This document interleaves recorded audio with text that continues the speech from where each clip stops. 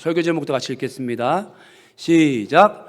유다 지파가 받은 기업이라는 내용으로 은혜 나누겠습니다. 오늘 말씀드린 바와 같이 설교 본문은 20절로 63절까지인데 그 긴 본문을 다 읽지 않아도 오늘 이 내용은 길지만 아주 단순한 내용입니다. 어떤 내용이냐면 오늘 설교 제목과 같습니다. 유다 지파가 받은 기업에 대한 내용이 나옵니다. 그러니까 남부 지역의 평지, 산지, 광야에 총 122개의 성읍을 받은 것을 이야기하고 그에 연결된 촌락들을 얻게 되었다라는 내용이 오늘 전체 내용입니다. 그런데 이 단순하게 보여지는 오늘 이 본문, 그러니까 그 지명들, 얻은 지명들에 대해서 또 그 지역에 대해서 이렇게 성읍들에 대해서 나오는 내용들이 성경적으로 중요한 의미를 가지고 있습니다. 왜냐하면 성경이 말하는 복은, 성경이 말하고 있는 복은 특별히 구약적인 사고입니다. 생육하고 번성하여 땅에 충만하는 것이 하나님께서 사람을 창조하시고 난 다음에 축복하시면서 하신 말씀입니다. 그런데 오늘 본문에 나오는 유다 지파가 제가 지난주에도 말씀드렸듯이 넷째인데도 불구하고 영적 장자가 되잖아요. 그래서 첫 번째로 오늘 땅을 분배받게 되는데 이 땅을 다른 지파보다 더 크게 받습니다. 더 많이 받습니다. 그리고 그렇게 된 이유는 무엇이냐면 민수기 26장 54절에 의하면 이제 마지막 가나안 땅에 들어오기 전에 한 번 더 수를 세잖아요. 그 지파들의 수를 세는데 이 유다 지파의 수가 가장 많았습니다. 그래서 유다 지파의 수가 76,500명으로 가장 번성한 족속이 되었기에 하나님은 민수기 26장 54절에 의하면 무엇이냐면 이 형평성의 법칙으로 땅을 분배해 주세요. 형평성의 법칙으로. 그러니까 많은 지파에게는 뭘 더 많이 필요한 거예요? 땅이 더 필요한 거잖아요. 그러니까 많은 지파에게는 땅을 더 많이. 그래서 유다 지파가 오늘 읽은 본문에 뭐라고 얘기합니까? 유다 자손의 지파가 그들의 가족대로 받은 기업은 이러하니라 하고 쭉 길게 나올 수밖에 없는 이유는 유다 지파가 번성하였고 그러므로 큰 땅을 얻을 수밖에 없었다라고 얘기하는 것입니다. 그러므로 유다 지파는 결론적으로 어떤 지파입니까? 생육하고 번성하여 땅에 충만하게 된 하나님의 복을 받은 지파가 유다 지파였다는 것입니다. 할렐루야. 그러니까 우리 아르헨티나 순복음교회 성도님 영적으로입니다. 영적으로 우리 교회가 번성하여서 교회가 영적인 자녀들을 낳아서 우리가 영적인 자녀들을 낳을 수 있는 사람들이 되어서 나만 구원 겨우 받는 그런 구원이 아니라 나를 통하여 많은 사람들이 주님을 알고 주님의 복음을 깨닫고 주님의 사랑을 정말 우리로 통하여 축복의 통로가 되고 구원의 통로가 되어서 정말 예수님이 증거되어지는 그래서 많은 성도들이 이렇게 부흥하는 그래서 그런 영적인 축복을 받는 교회가 되시기를 예수님의 이름으로 축복합니다. 아멘. 분명한 것은 유다 지파가 축복을 받았다는 겁니다. 하나님의 은혜와 복을 누리는 지파가 됐다는 것입니다. 그런 관점에서 오늘 저는 우리들도 유다 지파와 같은 그런 영성을 가지고 믿음을 가지고 하나님의 은혜와 복을 누리는 교회가 되려면 어떠한 신앙의 삶을 살아가야 하는가에 초점 맞춰서 두 가지 은혜를 나누기를 원하는데요. 첫 번째는 야베스가 구한 복을 우리도 구해야 됩니다. 한번 따라 하실까요? 야베스가 구한 복을 우리도 구해야 됩니다. 우리 역대상 4장 9절 10절 말씀 우리 다 같이 한번 읽어보겠습니다. 시작. 그의 형제보다 귀중한 자라 그의 어머니가 이름하여 이르되 야베스라 하였으니 이는 내가 수고로이 낳았다 함이었더라. 야베스가 이스라엘 하나님께 아뢰어 이르되 주께서 내게 복을 주시려거든 나의 지역을 넓히시고 주의 손으로 나를 도우사 나로 환난을 벗어나 내게 근심이 없게 하옵소서 하였더니 하나님이 그가 구하는 것을 허락하셨더라. 아멘. 역대상 4장은 유다 지파의 족보가 나오는 내용입니다. 그냥 단순하게 심플하게 그냥 족보를 이렇게 나열하는 거예요. 에스라가 바벨론 포로기 이후에 정체성의 문제가 생길까봐 우리 믿음의 족보가 이렇다고 하면서 각 지파별로 그냥 나열하는 거예요. 근데 나열을 하고 있는 중에 갑자기 야베스라는 그 족보에 이르렀을 때 한 가지 생각이 난 거예요. 그리고 꼭 이거를 후손들에게 말해주고 싶은 거예요. 그래서 야베스에 대해서만 이 절이 할애되는데 그 내용이 뭐냐면 하나님께 복을 구하였더니 중요한 건 이겁니다. 하나님께서 하나님께 복을 구하면서 기도했더니 그 기도를 하나님께서 응답하셨다라는 것입니다. 우리 아르헨티나 순복음 성도님들도 하나님께 야베스 같이 기도하셔서 야베스의 복을 다 받아 누리시기를 축복합니다. 아멘이시죠? 그렇다면 어떤 기도였기에, 우리 잘못 보면 야베스의 기도는 많은 분들이 이거 기복신앙 아니냐 이렇게 얘기를 합니다. 왜냐하면 복만 구하는 거 아니냐. 근데 그렇지 않다는 거죠. 왜냐하면 하나님께서 받으셨어요. 기복신앙이고 욕심만 가지고 했던 기도였으면 하나님이 받으실 리가 없잖아요. 왜 욕심으로 구하는 것은 얻지 못한다 하셨으니까요. 근데 야베스의 기도는 그런 기도가 아니고 영적인 기도였고 정말 하나님의 복을 아는 기도였고 정말 우리가 해야만 하는 기도였다는 것입니다. 그러므로 우리도 야베스와 같은 믿음의 내용으로 기도를 하는 것이 중요한데요. 이와 관련해서 제가 한 가지 나누고 싶은 것은 이 풀러신학교 신학학 교수이셨고 또 하나님의 나라의 그 중요한 신학적 기초를 만드신 조지 레드라는 교수님이 계세요. 이 교수님이 이와 관련해서 이 지경을 넓히는 기도가 무엇인지에 관련해서 중요한 이야기를 하셨습니다. 우리 한번 제가 읽어드릴 테니까 앞으로 눈으로 보시면 되겠습니다. 하나님의 나라는 눈에 보이는 지리적 공간이 아니라 하나님의 통치 그 자체이다. 구약의 이스라엘 백성이 이방 땅을 정복하여 지경을 넓힌 사건은 신약 시대를 살아가는 성도들이 삶의 모든 영역, 문화, 가정, 일터에서 사탄의 결박을 풀고 예수 그리스도의 왕 되심과 통치 영역을 확장해 나가는 영적 전쟁의 모형이다라고 이야기하였습니다. 그러므로 여러분 잘 아시는 마태복음 12장 28절의 말씀이 중요한데요. 우리 다 같이 한 목소리로 읽어보겠습니다. 시작. 그러나 내가 하나님의 성령을 힘입어 귀신을 쫓아내는 것이면 하나님의 나라가 이미 너희에게 임하였느니라 라고 말씀하십니다. 주님께서. 근데 분명한 것은 무엇이냐면 여기서 하나님의 나라가 원어로 바실레이아인데 이게 지금 하나님의 나라가 임한 건 아니잖아요. 이 땅에 나중에 마지막 날에는 새하늘과 새 땅이 임합니다. 그러니까 그때는 하나님의 지리적 공간이겠죠. 그게 실제로 하나님의 땅이 임하는 건데 지금은 현재는 임한 거에 땅으로 하나님의 나라가 새하늘과 새 땅이 임한 거는 아니잖아요.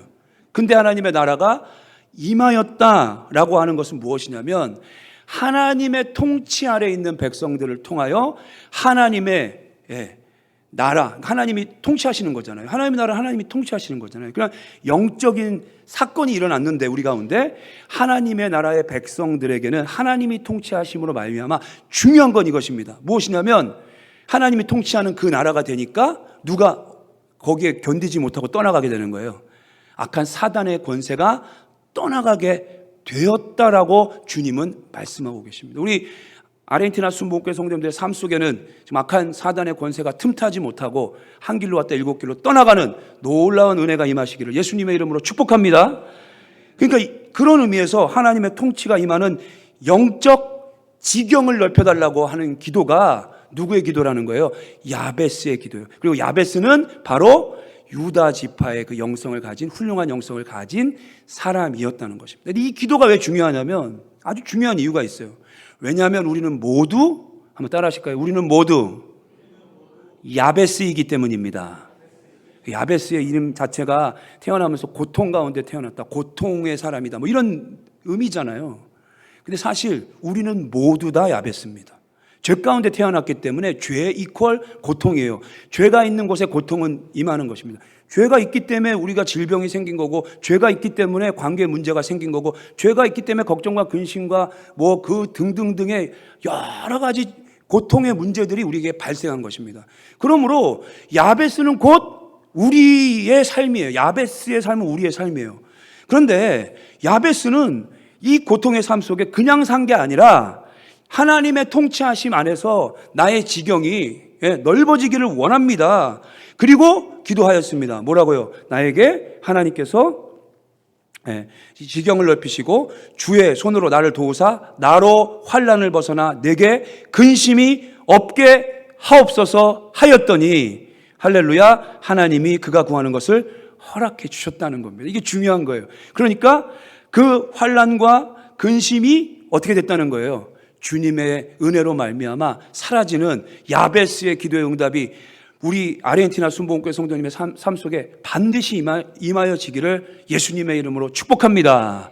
그게 얼마나 중요한 기도입니까? 우리 야베스이기 때문에 이 기도를 매일매일 하면서 나가야 된다는 것입니다.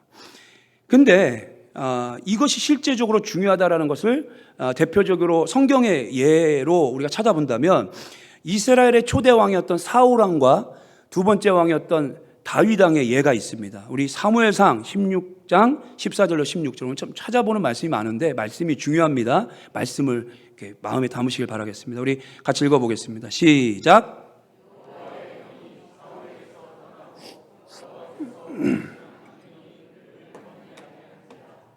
사울의 신하들이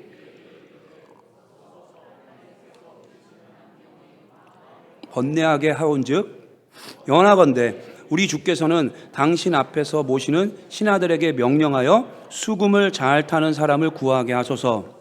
하나님께서 부리시는 악령이 왕에게 이를 때에 그가 손으로 타면 왕이 나으시리라 하는지라.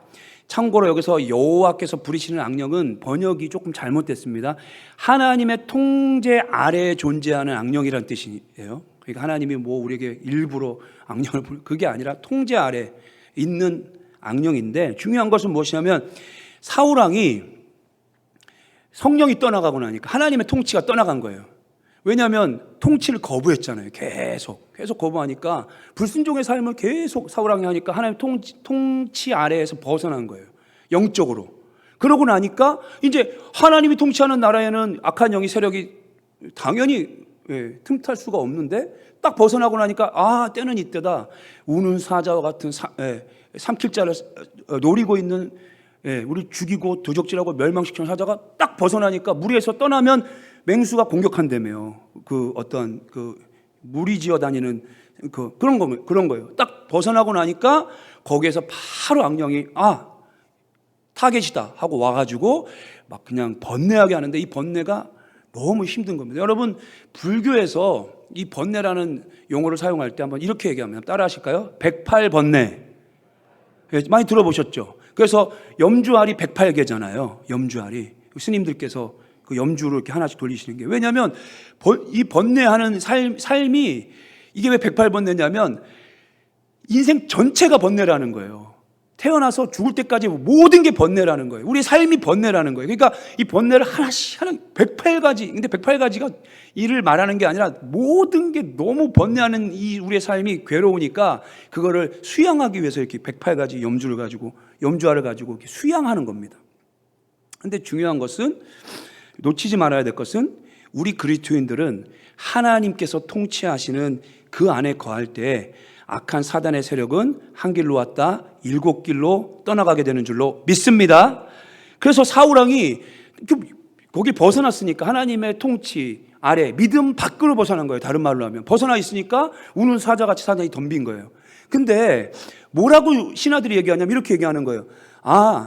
수금을 잘 타는 사람을 데리고 와서 연주를 하면 그 번뇌가 사라질 것입니다. 나을 것입니다. 이렇게 얘기하는 거예요. 이게 무슨 말이냐면, 여러분, 수금과 비파 이런 거는 대표적인 구약의 찬양악기예요. 찬양악기. 이스라엘 백성들이. 그러니까 뭐 요즘으로 말하면 피아노, 뭐 기타, 뭐 이런 것들이겠죠. 드럼. 그러니까 대표적인 악기예요. 그러니까 이게 무슨 말하는 거냐? 하나님을 잘 예배하는 자, 하나님의 그 예배자라는 거는 참 통치 아래 있는 사람이잖아요. 그런 사람을 데려다가 수금을 틀고 하나님을 찬양하는 순간 누가 임하십니까? 그 찬양 가운데 우리가 하나님을 전심으로 믿음으로 하나님을 바라보며 의지하며 찬양할 때 그 기도가 되기 때문에 그 가운데 하나님은 임재하시는 줄로 믿습니다. 그러면 악한 영의 세력이 어떻게 된다고요? 그 영적인 보여지지 않지만, 눈으로는 보여지지 않지만 이걸 알고 있었던 거예요, 신하들이. 그러면 왕을 괴롭히는 악령이 어떻게 된다고요?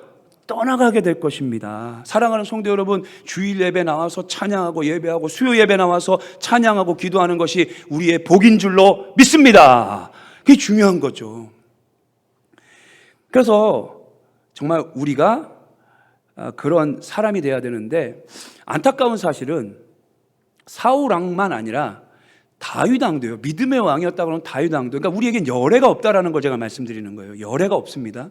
다윗 왕도 하나님 앞에 불순종하고 죄악 가운데 넘어졌을 때, 밧세바와 동침하는 사건을 했을 때, 그 다음에 다행히 믿음의 사람이니까 회개하는 것이 이제 중요하죠. 회개하고 시편 51편에서 이렇게 고백을 합니다. 뭐라고 고백하냐면, 주의 구원의 즐거움을 내게 회복시켜 주시고. 이게 참 재미난 얘기예요. 뭐가 재미나냐면, 아니 우리 육체를 따라가고, 아니 간음을 했다는 것은 자기의 욕심과 정욕을 따라서 자기가 기쁘고 행복하려고 육체와 정욕을 따라가는 거잖아요. 근데 지금 영적인 상황이 뭐냐면, 다윗이 자기 육체를 기쁘게 하고 육체의 정욕을 따라갔더니 뭐가 사라졌어요? 구원의 즐거움이. 다른 말로 하면 내 안에 평강과 생명이 사라져버린 거예요. 그러니까 기쁘려고 했는데 안 기쁜 거예요. 여러분, 이게 우리가 느껴지는, 우리가 경험하고 있는 현실입니다. 많은 세상의 사람들이 행복하려고 했는데 안 행복할 수 없고 공허하다라는 말을 고백할 수밖에 없는 이유는 여기에 당연한 거고요. 우리 믿음의 사람들도 열애가 아니다라는 것을 우리가 한번 경각심을 가져야 되는데, 믿음의 사람 다윗입니다, 여러분. 다른 사람들과 하나님이 그렇게 기뻐하셨던 다윗조차도 하나님의 통치 아래서 벗어나 죄악 가운데, 욕심과 정욕 가운데 부리고 있다 보니까 기쁨이 사라져버리고, 이제 이 상황을, 이게 다윗이 회개할 수밖에 없는 게, 다윗은 알아요. 이것은 이렇게 살면 나는 이거는 생명이 없다. 그러니까 하나님이 이제 말씀을 통해서 회개를 딱 시키실 때 딱 회개하고, 자기는 아는 거예요. 주님 앞에 나와서 이제 회개하면서 이제 기도하는데 정확하게 기도하는 거예요. 주의 구원의 즐거움을 나한테 회복시켜 주십시오. 그리고 자원하는 심령. 이게 뭐냐면, 자원은 기뻐서 하는 거거든요. 기쁘지 않은데 뭔가를 하진 않아요. 우리가 무슨 일을 섬기거나 무슨 일을 할 때, 복음을 전할 때도 기뻐서 하는 거거든요. 근데 이 기뻐하는 심령을 나에게 주사, 나를 붙잡아 주시옵소서 라고 회개하였다라는 것입니다. 가정 세미나에서 가장 많이 하는 예화 중에 이런 예화가 있습니다. 어느 부부가 하루는 심하게 부부싸움을 했대요. 뭐 우리들 가운데서 일어날 수 있는, 얼마든지 일어날 수 있는 일이죠. 부부싸움 너무 심하게 했어요. 심하게 하고 나면 어떤 현상이 일어나냐면, 이렇게 보고 싶지가 않잖아요. 그렇게 같이 밥 먹는 것도 싫고 이렇게 대하는 게 싫잖아요. 그러니까 이 부인 되시는 분이 이제 하지 말아야 되는데, 이런 말까지는 하면 안 되는데, 그렇게 얘기한 거예요. 꼴도 보기 싫으니까 내 앞에 사라지라고. 이게 이제 화가 나면 그런 막말이 막 나오는 거예요. 꼴도 보기 싫으니까 내 앞에 사라지라고. 그래서 남편이 뭐라고 응수합니까? 아, 그래? 그럼 나는 꼴도 보기 싫다고 했으니까 내가 집에서, 우리 한 번쯤 해봤던 것 같은 기억이 좀 나죠? 내가 나가줄게. 그래서 물론 나갈 때 그냥 안 나가요. 그럴 때 어떻게 나가요? 아유, 이렇게 경험이 있으신 것 같아. 꽝! 하고서 나가버렸어요. 근데 좀 이따 다행인 게, 감사한 게, 이 믿음의 이 능력이라는 게 이런 거예요. 여러분, 이게 믿음의 사람이 이게 정말 축복받았다는 거예요. 나가서 이렇게 있는데 사실 뭐 갈 데도 없고, 사실 나온 것도 싫고, 또 뭐 그런 거예요. 근데 중요한 것은 찔려요. 뭐 싸운 거, 하나님 우리가 믿음의 사람답지 못하게 산 거, 뭐 이게 뭐 하나님 앞에 부끄럽고 항상 기도의 제목이 되잖아요. 부끄러운 거야. 하나님, 내가 또 왜 이랬는지 모르겠다고. 뭔가 잘못한 게 있으니까 싸웠겠죠. 그러면서 회개하면서 이렇게 앉아 있다가 하나님 말씀이 생각나는 거예요. 분을 내어도 죄를 짓지 말며 해가 지도록 분을 품지 말고 마귀에게 틈을 주지 말라. 할렐루야. 하나님 말씀이죠. 이게 생각, 이대로 가면은 더 상처만 남고 힘들고, 이건 마귀가 틈타는, 이거 영적인 겁니다, 여러분. 마귀가 틈타는 일인데, 이거 하나님이 이거 하지 말라는데, 싸울 수는 있지만, 분을 낼 수는 있지만, 화해하라고 하셨으니까, 내가 회개하자. 또 회개하는 마음이었으니까요. 그래서 다시 집으로 돌아갑니다. 집으로 돌아가서 문을 열고 딱 들어오니까, 여전히 아내는 화가 나 있어요? 안 나 있어요? 여전히 화가 나 있어요. 여전히. 아이고, 뭐라도 했겠죠. 나간다 그러더니 금방 돌아왔다는 눈치로 쳐다보고 있는데, 이제, 내가, 이제 이거 여러분 좀 약간, 이렇게, 좀 이렇게, 제가 갑자기 한국말 표현이 안 되네요. 약간 좀 이렇게, 그런 건, 과장이 아니고요. 좀 이렇게, 그렇습니다. 자, 들어보세요. 이런 말을 했대요. 이게 뭐라고 했냐면, 내가 가장 소중한 걸 놓고 갔다는 거예요. 소중한 거. 그러니까 약간 좀 그렇죠? 소중한 걸 놓고 왔는데, 근데 그건 가져가야겠다고 하면서 이제 어디서 배운 거예요. 들은 거예요. 그러면서 아내 손을 딱 잡더니 뭐라고 얘기해요? 당신이 나에게 가장 소중한 건데, 당신 놓고 가면 안 되지? 그러고서 갑시다. 그랬더니 아내가 가요, 안 가요? 안 가죠. 막 앙탈을 부리고 그러겠죠. 그러면서 갑자기 뭐라고 하더니 울더래요. 그러니까 그때서 이제 분위기가 잡히니까 그때 얘기를 한 거예요. 사실은 내가 진짜 미안하다. 내가 왜 그랬는지 모르겠다. 하지 말아야 될 말 하고, 그렇게 또 잘못한 게 있으니까 싸웠겠죠. 이런 거는 정말 내가 잘못했다. 당신한테 사과합니다. 이렇게 얘기했더니 아내가 막 울고, 우는 건 치유예요, 여러분. 할렐루야. 이게 치유가 쫙 되고 나더니 중요한 건 이거예요. 뭐냐면, 그렇게 하고 나니까 그다음부터는 저녁을 다시 먹고 같이 얘기를 하는데, 뭐가 임했을까요? 그 식탁에. 꼴도 보기 싫어요? 보고 싶어요? 보고 싶어요. 행복해요. 그러면서 하나님의 나라와 천국이 임하였더라. 이게 핵심입니다, 여러분. 할렐루야. 여러분, 우리가 어떻게 하나님 앞에 천국을 누리는 사람이 되냐?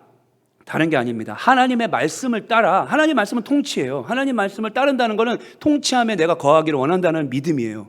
그 안에 내가 잘못한 거 있을 때는 회개하는 것도 하나님의 통치 아래 거하는 거예요. 그리고 하나님의 말씀이 이러하니까 내가 이 말씀을 따라가리라 라고 믿음으로 순종하기를 기뻐하는 믿음의 삶 살아가시기를 예수님의 이름으로 축복합니다. 그러면 그 가운데 사단이, 영적인 일이 일어나는데 어떤 일이 일어난다고요? 사단이 한 길로 왔다가도 넘보다가도 7길로, 내가 아니지, 틈타지 말라고 하셨지, 하나님 말씀이 맞지, 하나님의 사람이지, 하나님의 백성이지, 하나님 뜻대로 내가 따라가야지, 할렐루야. 그리고 하나님 말씀을 따르려고 하는 그 믿음의 순종의 순간, 한 길로 왔다가 악한 원수 마귀 사단이 성도님들의 가정과 사업장과 모든 삶에서 떠나가게 될 줄로 믿습니다. 이게 성경이 우리에게 말씀하고 있는 진리라는 것입니다. 그러므로 오늘 이것을 넘어서서 이제 우리가 기도해야 되는 이 야베스의 기도가 중요한 것은 이 하나님의 통치 영역이 넘어가야죠. 더 넓어지게 해달라고 기도해야죠. 이제 그냥 삶을 살다 보면 무의식 속에 그냥 내가 사는 삶이니까 막 그냥 하나님의 통치를 생각을 잘 안 하고 기도도 잘 안 하게 되고 그냥 막 살게 되잖아요, 여러분. 그죠? 막 살게 되잖아요. 그래서 우리가 실수를 하는 거예요. 막 사니까. 바빠서 막 바쁜 거대로 살고, 일이 일어나니까 일을 처리하면서 살고, 막 이런. 근데 그때마다 영역이 넓어지게 해달라고 기도하는 거예요. 하나님, 오늘 내가 가게에서, 오늘 내가 가정에서, 내가 살아가는 걸음걸음마다 하나님이 동행하시고, 할렐루야! 하나님이 함께 하시는, 이게 통치예요, 여러분. 하나님이 동행하시고, 함께 하시고, 하나님이 말씀이 내 가운데 묵상되어지고, 함께 하는 거. 이런 하나님의 통치의 영역이 그냥 막 살아가는 인생이 아니라 더 넓어져서 우리 가정이 되고 사업장이 되게 해달라고 기도하시는 저와 여러분 되시기를 예수님의 이름으로 축복합니다. 아멘. 그러니까 이게 중요한 기도라는 겁니다. 그런데 조금 더 나아가서요, 우리 모두가 하나님의 통치 영역을 확장시키는, 그러므로 영적 지경이 넓어지고 또 하나님의 은혜를 경험하고 생명을 경험하고 하는 그런 믿음의 성도가 되려면 전심으로 주님의 능력을 의지해야 됩니다. 한번 따라 하실까요? 전심으로 주님의 능력을 의지해야 합니다. 우리 63절, 오늘 본문 마지막 63절 말씀인데 같이 한번 읽겠습니다. 시작.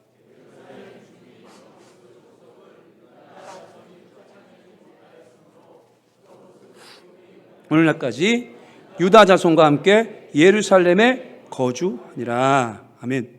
62절까지 긴 내용에 얼마만큼 유다 지파가 큰 땅을 이제 번성하였으니까 얻었는지를 얘기를 해요. 근데 하나 추가합니다. 추가하는데 63절이에요. 뭐냐면 여부스 족속이 있었는데 예루살렘 그 노른자 땅인데 쉽게 말하면 되게 중요한 땅인데 그 땅을 점령하고 있었던 여부스 족속을 어떻게 했다고요? 쫓아내지 못하였다라고 얘기합니다. 근데 여기서 한 가지 이상한 점을 발견하셔야 돼요. 왜냐하면 하나님께서 선분배 후 정복을 하라고 하면서 땅을 주신 거잖아요. 그리고 약속하셨잖아요. 우리가 앞에 살펴봤듯이 뭐라고 약속하셨습니까? 내가 너희들을 위하여 그들을 이 땅에서 쫓아내리라 라고 약속해 주셨기 때문에 여부스 족속은 그들이 쫓아낼 수 있었다라고 결론이 나와야 되는 땅이에요. 가나안 족속이니까. 그런데 오늘 이 얘기를 이렇게 첨가하는 이유는 다윗도 그랬듯이 이 유다가 정말 하나님의 은혜 안에 있었던 족속이었음에도 불구하고 영적인 어떤 문제가 있었기 때문에 결국 그 문제로 인해서 쫓아내었다라고 결론이 나오지 못하였다라는 것을 얘기해 주고 있는 거예요. 그렇다면 왜 유다 자손들이 여부스 족속을 끝까지 쫓아내지 못하였을까라고 했을 때 가장 중요한 해답은 역대하 16장 9절, 우리가 잘 아는 이 말씀이 해답입니다. 우리 다 같이 믿음으로 읽습니다. 시작. 여호와의 눈은 온 땅을 두루 감찰하사 전심으로 자기에게 향하는 자들을 위하여 능력을 베푸시나니 이 일은 왕이 망령때에 행하였은즉 이후부터는 왕에게 전쟁이 있으리이다 하면서 아사 왕에게, 그러니까 유대의 세 번째 왕이에요. 아사 왕에게 주어진 말씀입니다. 아사 왕은 젊어서 왕이 됐어요. 그래서 젊어서 왕이 되니까 이렇게 정치 경력도 없고 힘도 없고 지혜도 없고 이러니까 이 젊었을 때 여호와를 온전히 의지했습니다.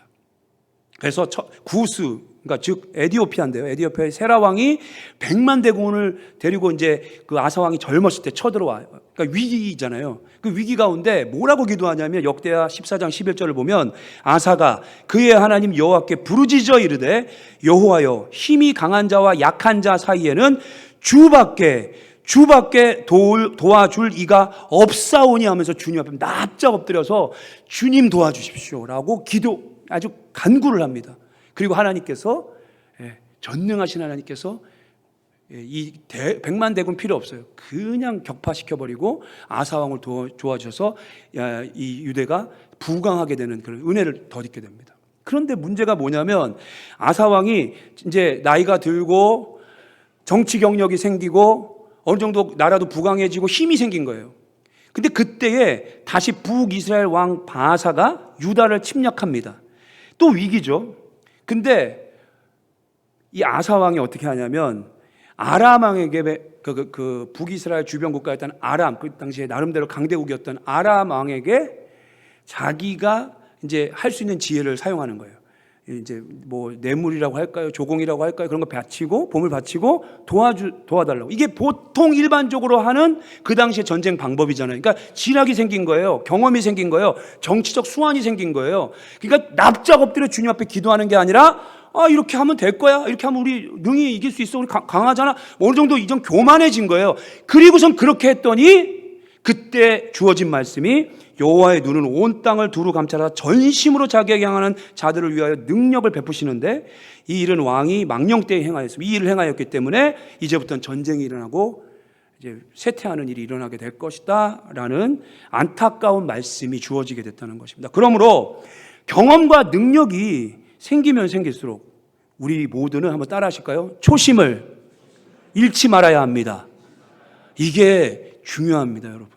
우리가 점점 이렇게 신앙의 삶을 살아가다 보면 또 어른이 되다 보면 기성세대가 되다 보면 참 처음 사업할 때는 그냥 내가 뭐가 없어요. 하여튼간 자원도 없고 내가 지금 할 수 있는 지혜도 없고 어떻게 해야 되는지도 모르겠고 맨날 물어보러 다녀야 되는데 주님밖에 없습니다. 도와주시옵소서.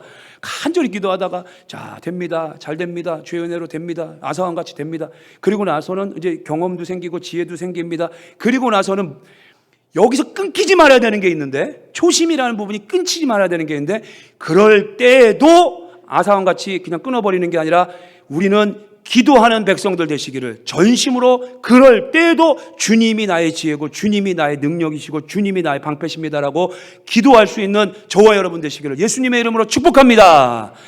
그래서 여러분, 다윗이 왜 다윗이냐면, 유다 지파에, 그죠? 야베스 같은 훌륭한 사람이 있었다면, 이 또 유다 지파에 여러분 사랑하는, 우리가 좋아하는 다윗이 왜 다윗이 됐냐면, 다윗은 아사왕과 같지 않았기 때문입니다. 그래서 여러분, 유다 지파가 400년 동안 무려 이 여부스 족속을 쫓아내지 못해요. 근데 누가 쫓아내는 줄 아십니까? 이 여부스 족속을요? 다윗이 쫓아내요. 사무엘하 5장입니다. 우리 5장, 오늘 말씀 많이 읽지만 말씀으로 우리가 정말 믿음으로 나가길 원합니다. 시작. 왕과 그의 부하들이 예루살렘으로 가서 그 땅 주민 여부스 사람을 치려 하매, 그 사람들이 다윗에게 이르되 내가 결코 이리로 들어오지 못하리라. 맹인과 다리 저는 자라도 너를 물리치리라 하니, 그들 생각에는 다윗이 이리로 들어오지 못하리라 함이나, 다윗이 시온산 성을 빼앗았으니 이는 다윗 성이더라. 할렐루야. 사랑하는 성도 여러분, 지금 이 사람들 여부스 족속이 400년 동안 그 노른자 땅에서 뺏기지 않았던 이유가 이 천연 요새예요. 천연 요새. 물도 흐르고 안에서 얼마든지 지낼 수 있고, 이 천연 요새에서 이 어떠한 강한 군대라도 이걸 이렇게 절벽, 깎아지는 절벽을 올라가서 공격할 수가 없는 그런 초롱 장벽, 천연 요새예요. 그러니까 다리 저는 뭐라고 얘기하냐, 맹인하고 다리 저는 자라도 우리가 이렇게 맹인이고 다리 저는 자라도 너희는 나 못 이긴다, 이렇게 말할 정도로 아주 그렇게 얘기를 했는데, 누가 그것을 점령해 버립니까? 주님을 온전히 의지했던 다윗은 그것을 빼앗아 버리고 점령해 버리고, 유다 지파가 400년 동안 점령하지 못했던 그 땅을 다윗성, 여러분이 잘 아시는 그 다윗성이 그 성입니다. 그 성을 차지하게 되었다라는 것입니다. 그러므로 다윗은 그 하나님만을 의지하는 그런 믿음의 왕이었다라는 것을 제가 방금 아까 처음에 먼저 읽었는데, 그것을 이 사무엘하 5장은 계속해서 얘기해 주고 있어요. 왜 다윗이 그걸 점령할 수 있었는가 얘기해요. 블레셋이 곧바로 그 뒤에 이어서 쳐들어옵니다. 다윗이 이제 이스라엘 전체의 왕이 됐으니까 쳐들어오는데, 그 당시 최고 강대국 중에 하나였어요. 근데 첫 번째 쳐들어왔을 때 하나님께 기도하고 의지하고, 처음에도 하나님을 의지하고 나가서 하나님이 너의 손에 붙였다 그러니까 나가서 그냥 큰 승리를 이룹니다. 그리고 블레셋이 떠나간 후에 다시 재정비를 해요. 이번엔 더 많은 군사들, 더 큰 힘을 모아가지고 다시 쳐들어옵니다. 그때에 다윗이 어떻게 했냐면, 아까 읽었던 5장 22절로 25절인데 같이 읽어보겠습니다. 시작. 블레셋 사람들이 다시 올라와서 르바임 골짜기에 가득한지라 다윗이 여호와께 여쭈니 이르시되 올라가지 말고 그들 뒤로 돌아서 뽕나무 숲을 맞은편에서 그들을 기습하되 뽕나무 꼭대기에 걸음 걷는 소리가 들리거든 곧 공격하라. 그때에 여호와가 너보다 앞서 나아가서 블레셋 군대를 치리라 하신지라. 이에 다윗이 여호와의 명령대로 행하여 블레셋 사람을 쳐서 게바에서 게셀까지 이르니라.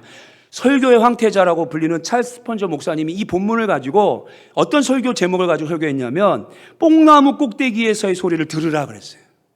이게 뭐냐면, 초심을 잃지 않은 다윗은 항상, 여러분, 이 다윗은 지금 이 왕이 됐던 시점은 어마무시한 경력을 가진, 그러니까 전쟁의 영웅 중의 영웅이었습니다. 사울은 천천히고 다윗은 만만, 그 이상의 경험을 가진 사람이었음에도 불구하고 어떻게 한 겁니까? 그런 경험을 가지고 있음에도 불구하고 또 묻는 거예요. 하나님께 여쭈는 거예요. 그랬더니 하나님이 이번에도 나갈까요? 그랬더니 이번엔 다르게 싸워라 그러는 거예요. 여러분, 우리가 사업을 할 때에도 어떻게 이렇게 했더니 잘 됐더라 하고 다른 사람 잘 되는 거 따라갔더니 안 되는 경우 많죠. 참 신기해요. 어떻게 따라가면 돼야 되는데. 그러면 그게 아니죠. 그때 기도하는 겁니다. 하나님, 할까요? 말까요? 하나님. 그래서 스펄전 목사님 얘기한 게 뭐냐면, 뽕나무 숲에서 하나님 역사하실 수 있는, 그러니까 하나님 인도하시는 뭐예요? 기스파라고 하는 그런 것을 듣고, 그리고 뽕나무 숲에서 하나님 역사하시는 것을 들을 수 있는 그러한 지혜를 얻고, 그리고 하나님께서 함께 하셔서 능력을 베푸시는 은혜를 받으라는 겁니다. 우리 아르헨티나 순복음교회 성도님들은 그러므로 그러니까 안 될 때 기도하는 거, 힘들 때 기도하는 것은 당연한 것이죠. 기본이죠. 우리 믿음의 사람들 힘들면 힘들수록 주님만을 의지하는 믿음의 성도들 되시기를 예수님의 이름으로 축복합니다. 근데 더 나아가서 중요한 것은 잘 될 때에도 기도하는 우리 아르헨티나 순복음교회, 잘 되면 잘 될수록 더욱 초심 잃지 않고 더욱 주님만 의지하고 주님의 지혜가 나를 인도하는 것이 더 맞다라고 고백하면서 더욱 납작 엎드려 주님만을 바라보는 믿음의 건강한 교회 되시기를 예수님의 이름으로 축복합니다.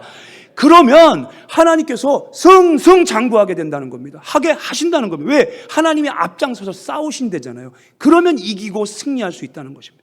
이번 우리의 지금 현재 가지고 있는 환경이 뭐 블레셋과 같은 엄청난 어떤 경제적인 어려움이 있고 힘듦이 있다 할지라도 또 사랑하는 성도님들의 삶 속에 이런저런 기도의 제목들은 결국 문제거리고 걱정거리잖아요. 그런 것들이 있다 할지라도 우리가 주님 앞에 납작 엎드려서 초심 잃지 않고 처음에 우리가 주님을 의지하여 지금 이 부흥하는 하나님의 나라로 하나님 우리 대한민국을 축복해 주셨잖아요. 거기까지 인도해 주신 그 하나님 앞에 지금도 납작 엎드려서 매일마다 주님만 의지하며 기도하며 나갈 때, 또 주님의 지혜를 얻어서 사업을 꾸려나갈 때 하나님께서 앞장서시고, 할렐루야! 우리 성도님들의 사업장에 하나님이 함께 하시고 앞장서시고 보호하시고 여러분들을 축복하시기를 예수님의 이름으로 축복합니다. 그러면 우리의 기도는 정확해야 된다는 것이죠.